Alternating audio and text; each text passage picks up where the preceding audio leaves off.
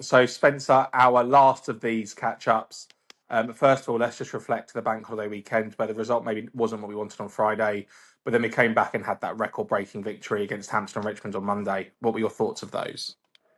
Uh, Obviously, Monday was a phenomenal performance. Don't think we got as much credit as we should. I think that's a record away win for decades, if not longer.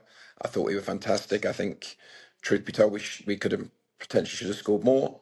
Um, and it's frustrating, isn't it? Because as I said after the game, there's been so many games in the second half of the season that we've lost by the odd goal, where we were just, if you go in my interviews, waiting for that odd moment of quality, and we piled them all into one game. So delighted for the fans. As I said all along, we're a community club. We're trying to entertain. We're trying to put moments in people's lives, and we certainly gave them a fantastic moment on that day. Some brilliant goals. Slightly surprised that Miller's goal. I think that was the third. Is not in the goal of the season, because for me, as a team goal, that is sensational. As is actually Reggie's goal at Dorking, but whoever chose those. So, but there we go. Yeah, some great moments through the season. Fantastic performance. I thought their goalkeeper was actually very, very good until the last goal as well. He saved them on multiple times. And yeah, the game before again. Just didn't quite do enough. What we lacked that day, we had the against Hampton, but Bath defended very well. We gave away two very poor goals, and it's almost been the story of our season. But it's difficult when you get to the end, and I'm thinking about what I'm going to say very briefly at the awards afterwards, and it's difficult to be too critical when you step back. I'm frustrated. I always want more, but ultimately, we're pushing hard for a top 10 finish against teams with, I'm sorry to keep harping on about it, but football is about money and about multiples of the times of our budget. And, as frustrated as I am, we've massively overachieved, and I'm delighted yet again, as we did at Tunbridge and other games this season, we've shown that we are a very good side. We're a certain type of side, certain type of squad, but we had a fabulous moment, and we'll try to do one more this weekend. So let's just then reflect on this weekend very quickly. Have you got any team updates ahead of the game? Yeah, unfortunately, there are going to be changes.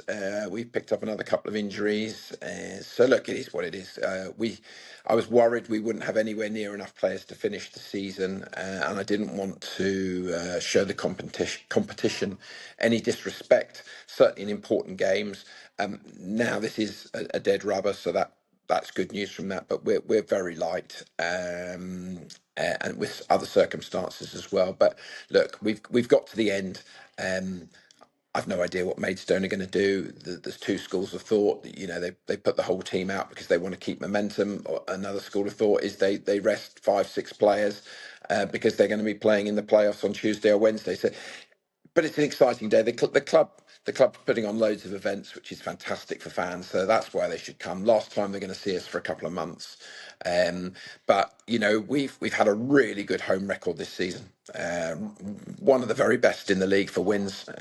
Played some very, very good football. Look, Maidstone are, to be honest, pretty much the one team this season that really battered us at their place. We didn't perform at all. It was the one game that we weren't in it pretty much from start to finish. So we owe them, but it's going to be a strange game, there's no doubt. I literally couldn't pick it.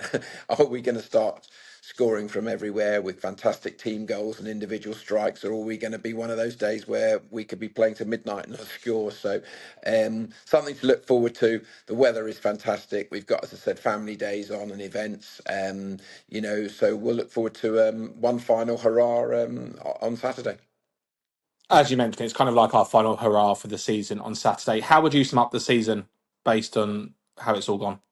Yeah, as I said, my heart wants more. My head says we're actually massively overachieved. It is the hope that kills you. We were top of the league twice, second time for a reasonable few weeks, but we've just massively overachieved. But I still want more. I feel we can do more. I've learnt a lot. The club is desperately trying to push forward. We know the huge challenge is getting harder every year, and I'm grateful that we've given our fantastic fans' moments, both home and away. We've been very, very competitive, I would say, in probably 98% of games. It has been small margins on many occasions. But, it could be up many times worse. You've seen some big clubs with big budgets getting relegated. You've seen many other big clubs not get where they want to be. And, we've tottled along. As I said, as a manager, I just want more. I think we've got a fabulously young squad that plays some great football, aided by some older heads. What will happen in the summer? Who knows? It's a challenge. It's ongoing at the moment. We know we need a plan to move forward. But overall, it's been a reasonable season. There's no question about it. It's been solid. We've solidified ourselves in the division. Played some great football. Had some many highs. Few too many lows for me as well. But it is what it is. And we hope everybody enjoys the summer. And we'll go again come August. And then just one final point, I just want to touch on the fans because they've been there week in, week out. I think from my Yep. memory, it's probably the best away turnouts we've had over the last few years. I think, touching on 40 fans going to Truro alone is just amazing on a Tuesday night. What would you like to say to the fans from your perspective? Yeah, I mean the Truro one was the standout, was incredible. I mean, on a Tuesday night, I wanted to give them something back and felt embarrassed what I gave, because I honestly thought there'd be about 10 of them. It was incredible, and we gave a performance that showed that as well. Dorking was another one. I appreciate it's local.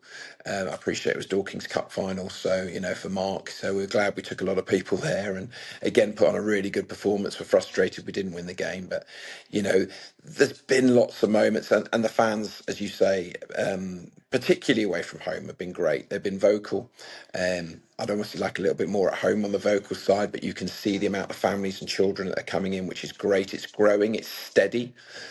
We're always going to push for more. I thought the attendance on the Bath game was great as well. So many families there. I appreciate it was a holiday game, but you're delighted, and you wouldn't expect an awful lot of people to have gone to the Hampton game. It was a total dead rubber, but there was a great following there. And as I've said many times, and will continue to say, I will never forget or think that it's the norm, or let the team not appreciate the time and money it costs to follow football clubs, and in this case Farnborough. They've been absolutely brilliant. We're incredibly grateful.